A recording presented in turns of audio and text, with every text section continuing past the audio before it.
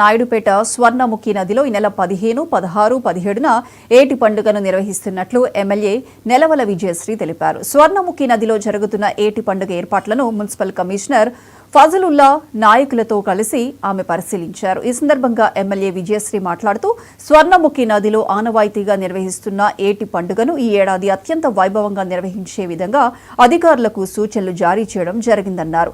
ఏటి పండుగకు విచ్చేసే ప్రజలకు ఎలాంటి అసౌకర్యాలు చోటు చేసుకోకుండా పటిష్ట చర్యలు తీసుకుంటున్నట్లు చెప్పారు. ఏటి పండుగలో భాగంగా ప్రత్యేక కార్యక్రమాలు నిర్వహిస్తున్నట్లు తెలిపారు. ప్రజలంతా ఏటి పండుగ విజయవంతం చేయాలని పిలుపునిచ్చారు ఎమ్మెల్యే విజయశ్రీ.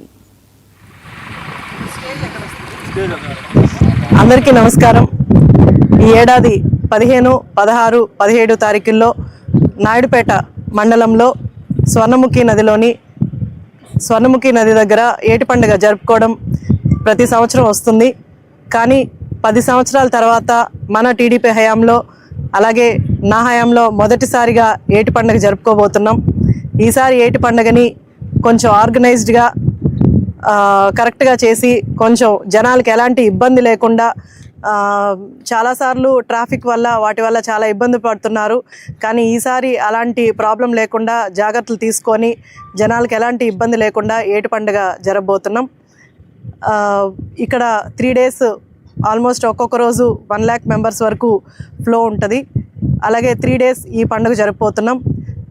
మన ఫెస్టివల్స్ వచ్చిన లాస్ట్ ఫెస్టివల్ నుంచి 15, 16, 17 తారీఖుల్లో ఈ ఏటి పండుగ జరగబోతుంది. దీంట్లో కల్చరల్ యాక్టివిటీస్తో పాటు లోకల్గా ఎవరికైనా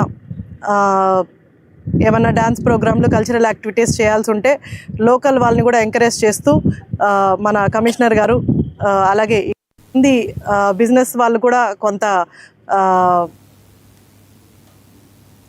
పల్నాడు జిల్లాలో